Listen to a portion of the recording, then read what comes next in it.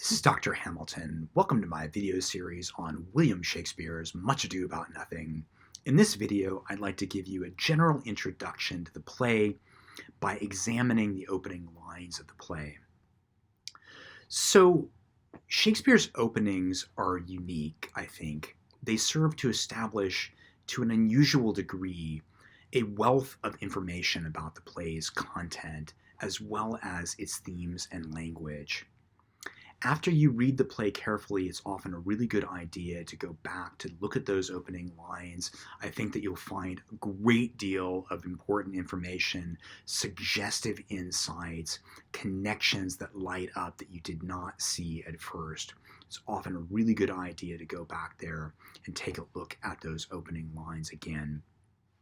Shakespeare's openings might be said to contain the entire play in embryo, and so following that, we will see how the opening lines of the play foreshadow the plot, and this will give us a good way to give you an introduction to the plot.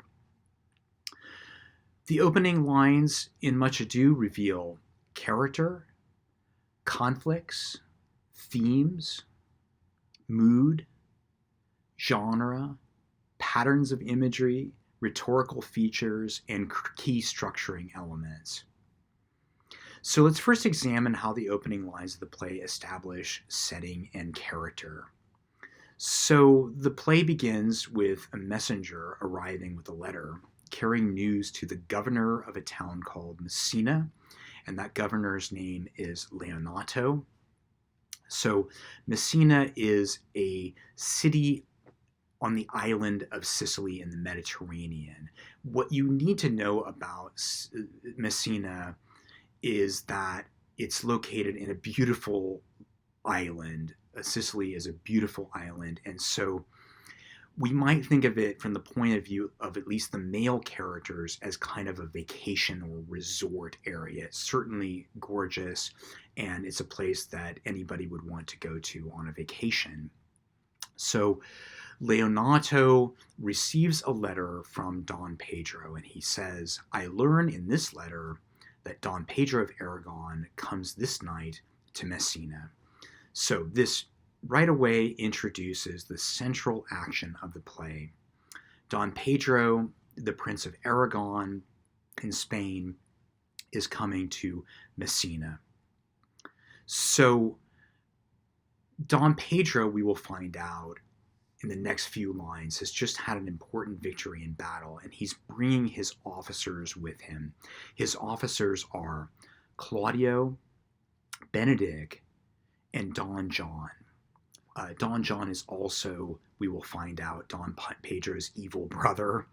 And again, they are coming to Messina on a kind of vacation. So the action of the play will take place in Messina, in this resort town, but it's important for us to understand where these soldiers come from. They come from a war, and their relationships are developed in a war.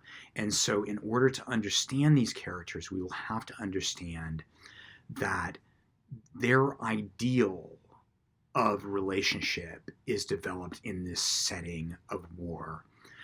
This is really no different in a modern setting from men who are on a football team or a basketball team. You could imagine them coming back from the championship game, and they're going to a beach resort to party, right?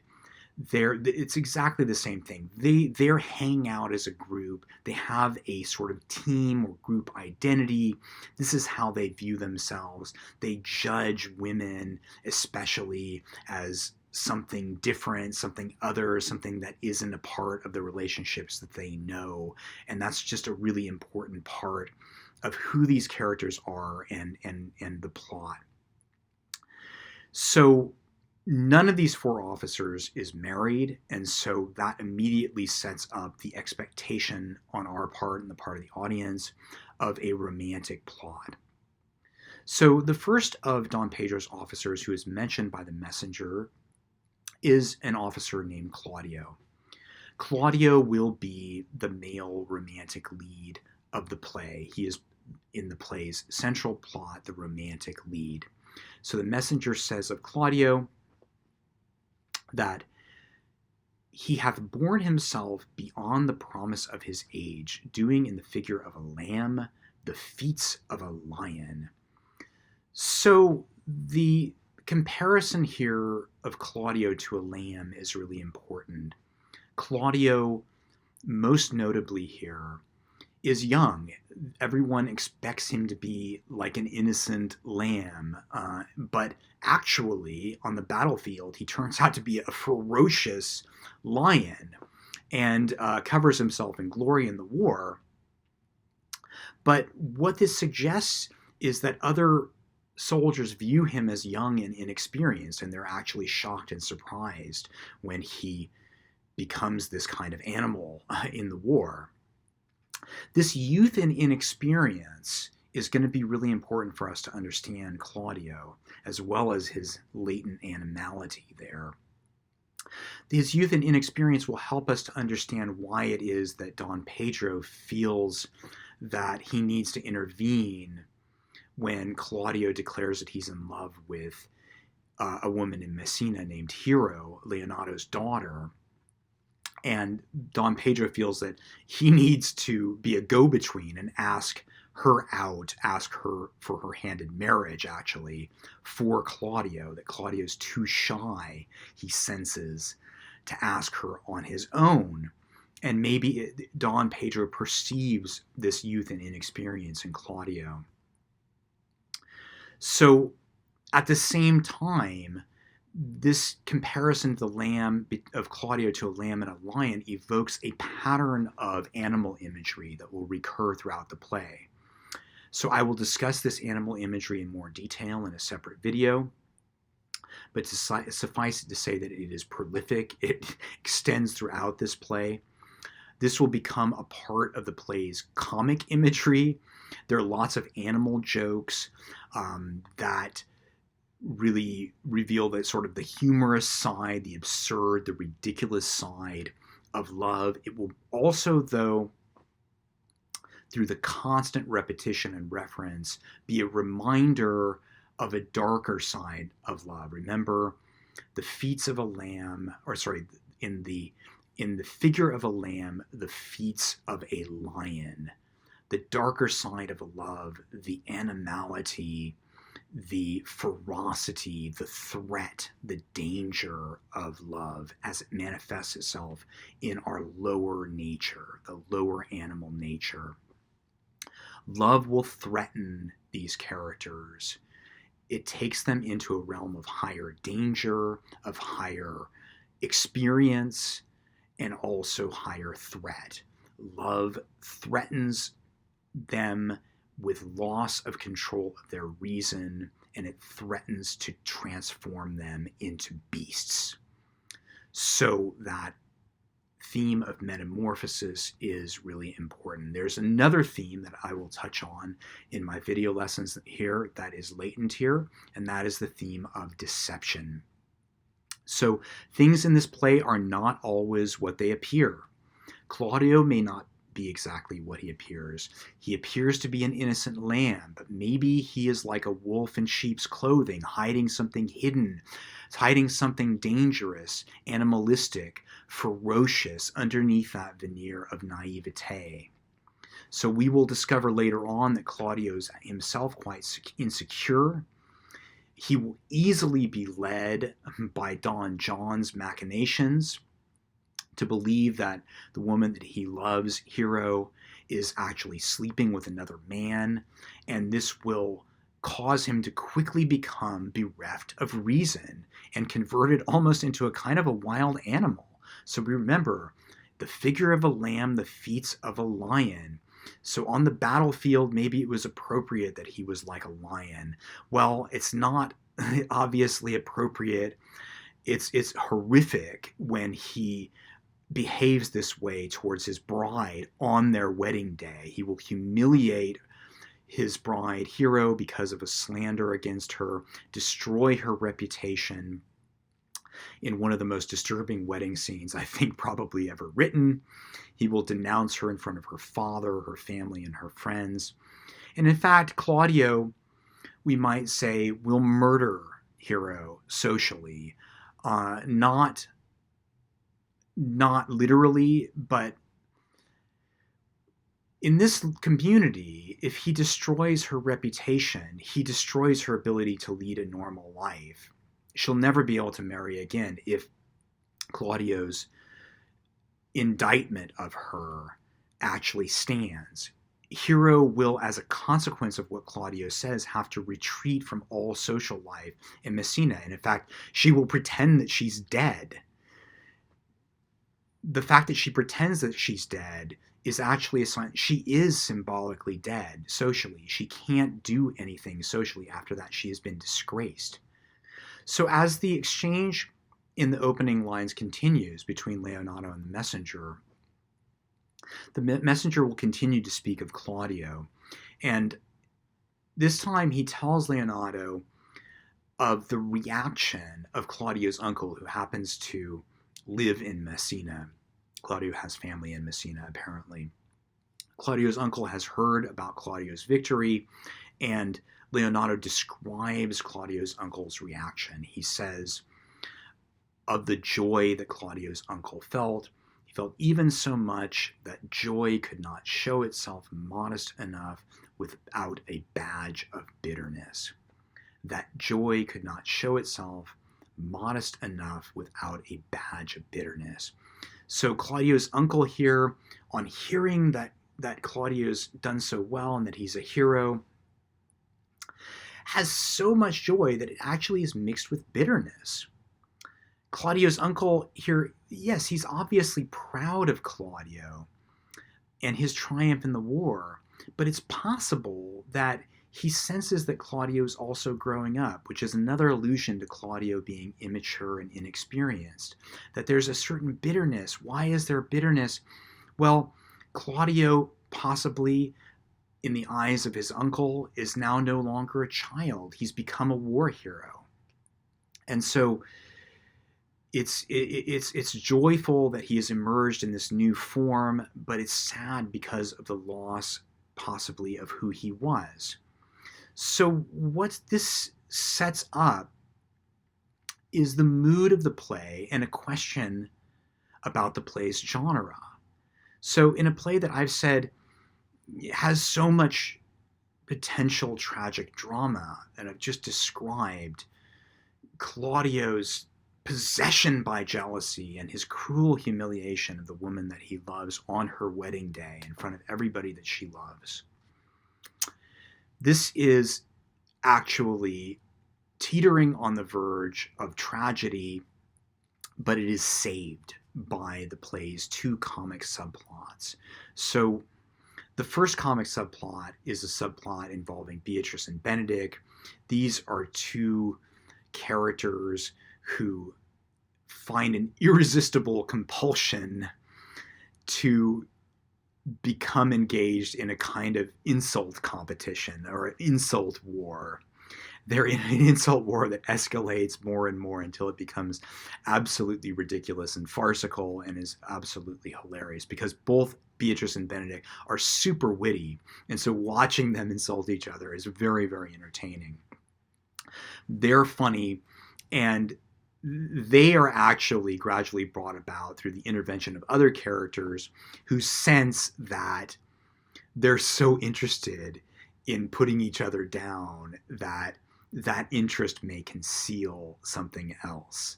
Remember, I said the theme of appearance versus reality, that bickering may actually conceal an interest in one another, a romantic interest. And these other characters, through their intervention, cause Beatrice and Benedick to discover their love for one another.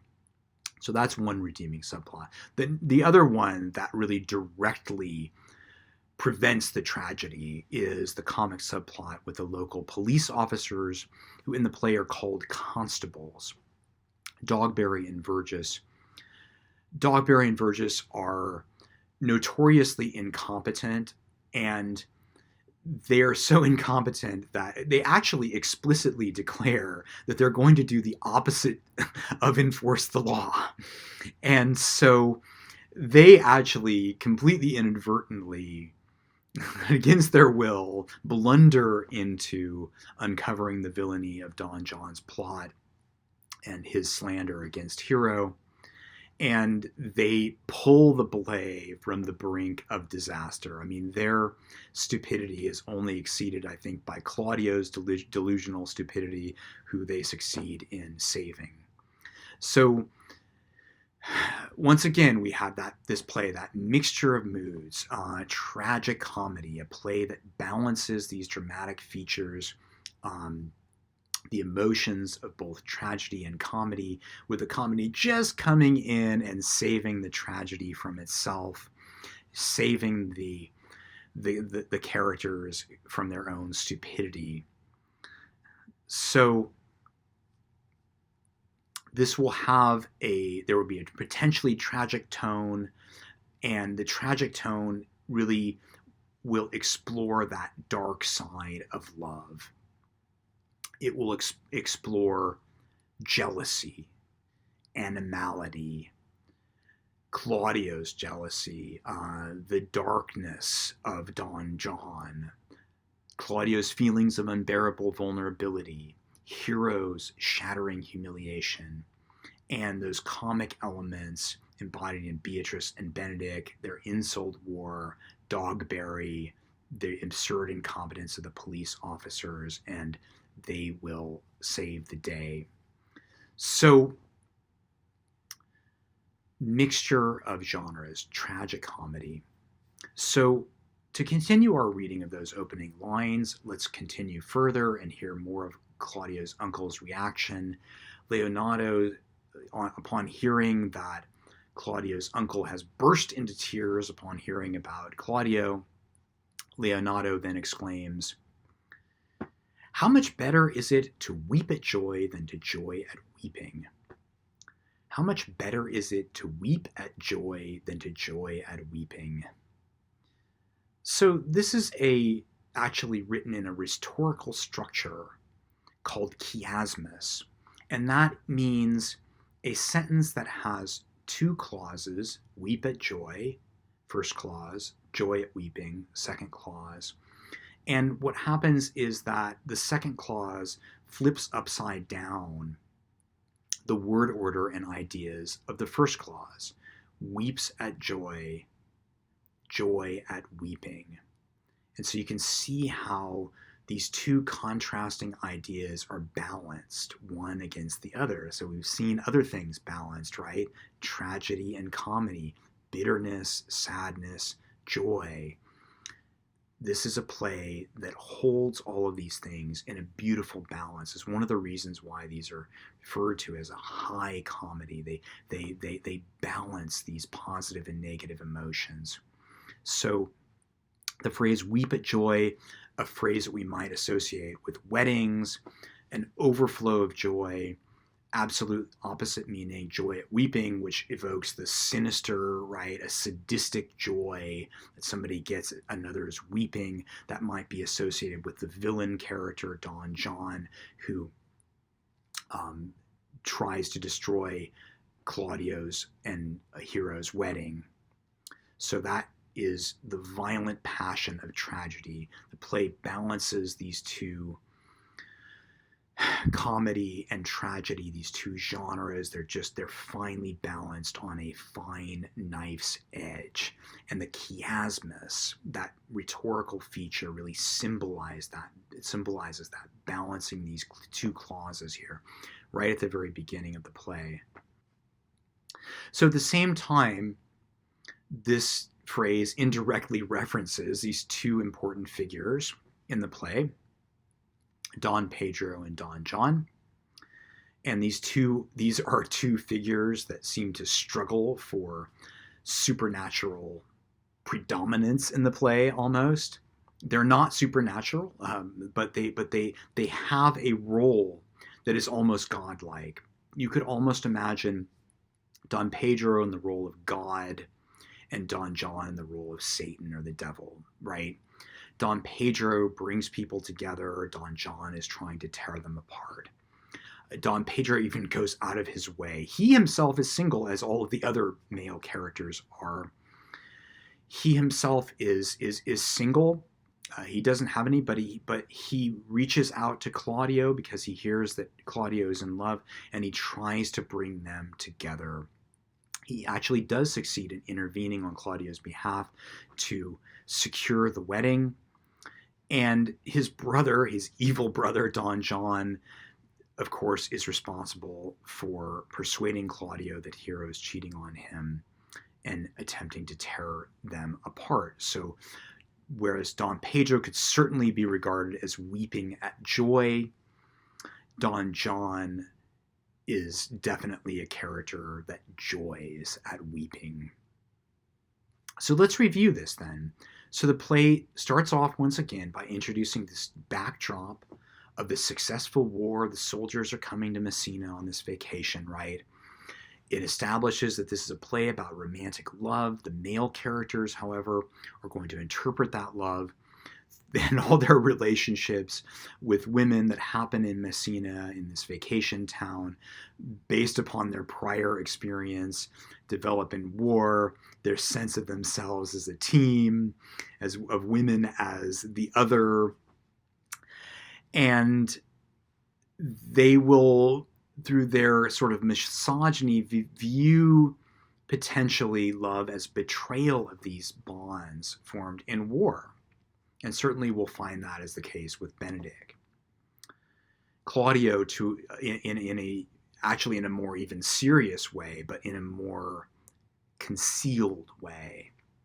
So in another sense, though, love and relationships with women and marriage will be seen as a transcendence of those earlier relationships. And we'll see that through the characters of Benedick, well, in Benedick's character and specifically, who will realize a moral clarity and have a sort of moment of grace in his experience of love with Beatrice. So I will explore this in more depth in my video about the war imagery in Much Ado. So the pattern of animal imagery has been introduced, be the source of much of the play's comic banter, that will also hint at this darker side of war, which culminates, of course, in Claudio's meltdown at the wedding, where he will denounce Hero in front of her friends and family. So let's get a little taste of this animal imagery and at its culmination, at its white heat, when it's boiling. Claudio will, at the height of his rage, scream at Hero at her wedding. He says, "You seem to me as Dian in her orb, as chaste as is the bud ere it be blown. But you are more intemperate in your blood than Venus or those pampered animals that rage in savage sensuality." So here he compares Hero to Dian, the goddess of the hunt, who is renowned for being a virgin. He's saying you look like the goddess, a virgin goddess, but actually you're really like Venus, the goddess of passion and love and instinct. So, and you are even further like those pampered animals that rage in savage sensuality. So he's comparing her, he's saying you appear as if you're a goddess, the virgin goddess. But in reality, you're on the top of the scale. In reality, you're this debased animal that rages in savage sensuality. So, of course, this is the moment, not when Hero, who is looking on in utter shock and astonishment at these pronouncements by Claudio. Is he mad? Have you lost your mind? It is not Hero, it is Claudio who has abandoned his reason at this moment and become bestial, given into his lower nature. And so this is that moment of metamorphosis in the play. So The mood of the play, as I said, is one that is intermixed between sadness and joy. Once again, to remind us that joy could not show itself modest enough without a badge of bitterness.